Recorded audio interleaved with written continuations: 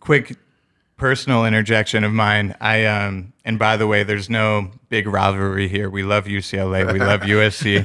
But being an alumni of USC, I had the huge honor of going in yesterday and just sitting on a panel for 2 small classes and watching some presentations and giving some advice to the kids on film and business and all that. So it's a much smaller scale of what you guys are doing, but it really was cool to see young minds and what they're up to. And a lot of them had ideas in AI and music and entertainment. It was really cool to see. But yeah, that's we're gonna have to get you to come talk in our class. Oh man, are you allowed? Right. That would be incredible. I'll show up with his USC Maybe it could be a sweater panel on on. AI, by the way, AI in entertainment, AI in tech. It was really encouraging watching these, the younger generation that's about to enter the workforce be like, we're not going to be afraid of AI. We're going to embrace it and see how we can have it work for us, Yeah, it's so important to share with younger ones, especially the mistakes we have made over the course so that they don't make the same mistakes. So it's kind of important. No, totally. Yeah. Totally. Yeah, I was talking about this the other day about how just the evolution of everything over time exponentially grows. So for an easy example would be I grew up skateboarding, right?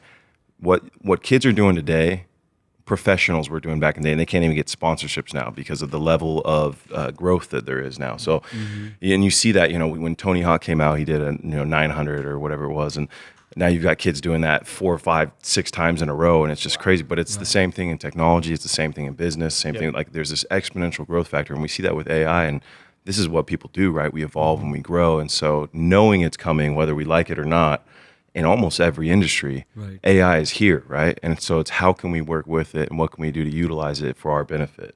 And you guys use a bit of AI from time to time, with what you're doing, or are you adopting it in ways? I would say you nailed it. Right now, it's fascinating because the people who are embracing it are taking their work to a whole next level. But you've got a whole, probably more than half the population that is still scared to use it. Right, they're scared to see what it is and really figure it out. So we're seeing a big divide here right now. Where my students, I redesigned all the deliverables this year because half of the ones from last year were too easy to do with AI, and I'm not going to pretend that they're not going to use it. So I encourage my students to use it everywhere, every way possible. Creative stuff, coming up ideas. Questions for podcasts. It's truly amazing. Yeah. But I'm going to throw another school under the bus. Stanford, I had a 2-year intern, one of the smartest kids I've met. He's at Stanford now. They're not allowed to use AI. Right? At all. Wow. Yeah. Right? Unless you have very specific instructions on how to use it. Otherwise, they're just banned. So they're going to cripple their students. Right. Right. And I love hearing that because what you're saying is I'm going to redesign what they need to turn in.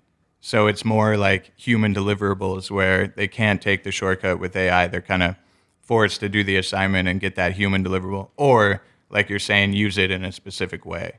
Instead of just keep the same old thing, which is less work, right, for professors, but you're essentially just, they can use AI and do it pretty easily, right? Exactly. That was a pretty complicated way of just saying, I love how you're integrating it and changing and adapting with it. It's the world where it's moving forward. It's going to be everything. Don't hide. Yeah. Right? Yeah. The world's always changing. People hid from the internet. Right. I pretty much use ChatGPT every single day right now. Really? Yeah. And also telling all my employees to use ChatGPT because it can really, really take the performance to the next level. For example, I was trying to write a job description on LinkedIn, and I used ChatGPT to write a job description. And it was a perfect job description, by the way, as well. So it's all the things you can do with ChatGPT is it's pretty amazing. Another example is I'm a startup, a scrappy startup, by the way. So I don't like to spend too much money on reviewing the NDAs and having my lawyers review the NDAs as well. So I use this a ChatGPT plugin in which I can upload a PDF, and it can actually analyze, and I can ask a prompt hey, can you see anything absurd in this contract or this NDA, and anything which is kind of like not like common. And it can really spit out basic like all different things in the NDA, which is like not like standard. So it's a great use case of like just like saving money and all. But I use it pretty much very often these days for everything I do.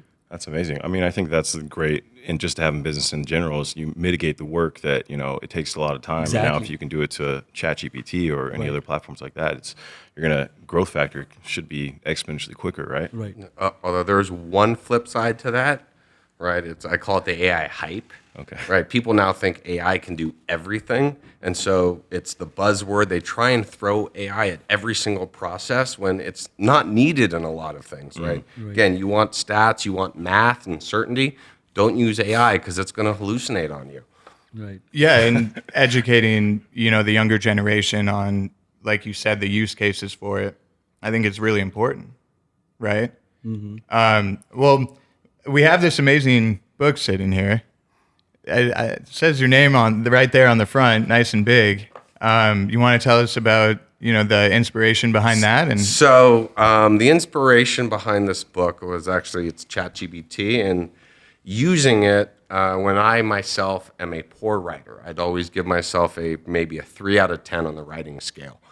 AI came along, and now it's a strength. One of my wife's clients is an influencer, and she's asking me to write Instagram posts for her, and I'm not good at writing. So I realized that I could write a textbook for my UCLA class in personal finance. So not this one, but I started writing the textbook, and I wrote about a 300-page textbook, the first draft, in about 2 weeks.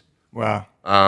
And started getting some feedback on it, realized it was too high level for the average person. It was great for the UCLA student who really understood some of the math behind it, but I realized I needed a simpler version. So I started talking to RJ about it because it kind of fits along a lot of the same kind of demographics of the young people that are more focused on spending and budgeting than investing in the other stuff. And so I set to work and started from the day I started writing this book. I had it on Amazon for sale in 9 days because ChatGPT really did the heavy lifting on the writing. I just would put my ideas in there, and it just really outlined it, made me sound good in ways that I could never do on my own. That's fantastic. And then, I believe there's a price.com inclusion on the back, right? The credit. Yeah. Thank you for watching. Don't forget to drop a like if you enjoyed the video. And subscribe and hit the bell for a whole lot more to come.